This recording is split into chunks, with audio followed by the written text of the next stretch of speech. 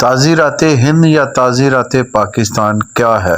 تعزیرات ہند یا Indian penal code کب بنا تھا اور اس کو کس قانون کے تحت پاس کیا گیا تھا؟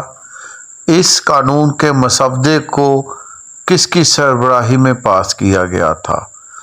پاکستان بننے کے بعد تعزیرات ہند یا انڈین پینل کوڈ کو اڈاپٹ تو کر لیا، لیکن کیا یہ سزائیں پاکستان میں اسلامی نوعیت کے ساتھ دی جاتی ہیں یا اسلامی سزاؤں کے مطابق دی جاتی ہیں؟ کیونکہ پاکستان کے آئین 1973 کے مطابق کوئی بھی قانون اگر اسلامی شرعیہ کے مطابق نہیں ہوگا تو وہ پاکستانی لاء کا حصہ نہیں ہو سکتا۔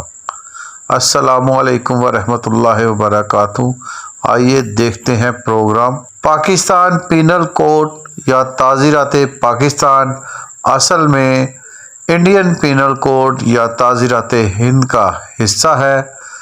تقسیم پاکستان سے پہلے، جیسا کہ میں آپ کو بتا چکا ہوں، برٹش دور حکومت کے وقت برٹش گورنمنٹ نے جب 1857 کی جنگ آزادی جیت لی تو انہوں نے یہ ڈیسیژن لیا کہ وہ یہاں کے عام عوام کو حکومت کا حصہ بنائیں گے، اور یوں 1861 یا 1862 کے اندر انہوں نے اپنی برطانوی پارلیمنٹ کے اندر ایک ایکٹ پاس کیا جسے انڈین کونسل ایکٹ 1861 کہتے ہیں۔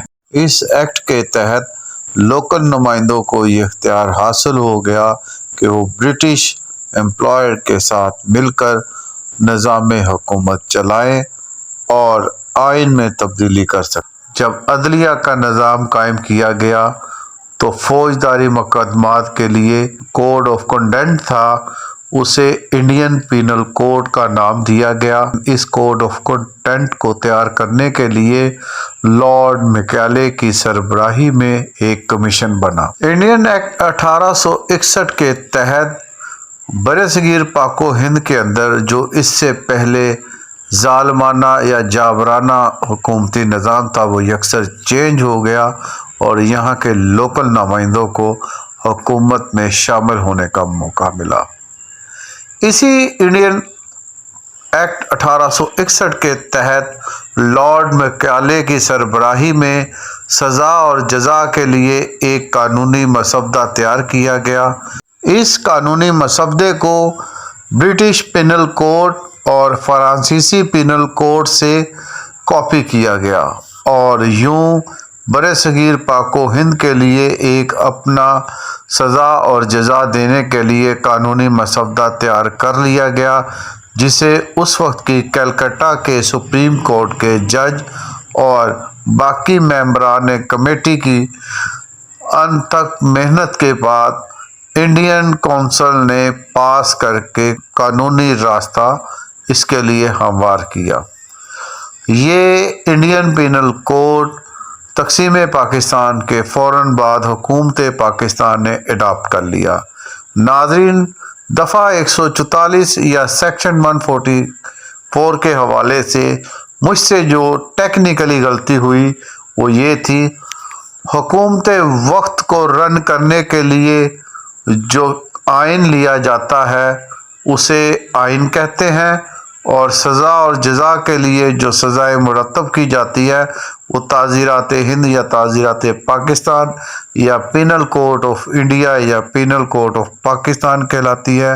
کانسٹیٹیوشن آئین 1973 جو اس وقت پاکستان میں رائج ہے اسلامی جمہوریہ کہلاتا ہے۔ اسی طرح ہندوستان کے اندر اس وقت انڈین کونسل ایکٹ 1861 رائج تھا، جبکہ عدالتی کارروائی یا فوجداری مقدمات کو دیکھنے کے لیے انڈین پینل کوڈ اس قانون کا ایک ایڈیشنل حصہ ہے جو کہ مکمل طور پر عدلیہ نظام پر مشتمل ہے، اور وہی پینل کوڈ پاکستان نے اڈاپٹ کیا۔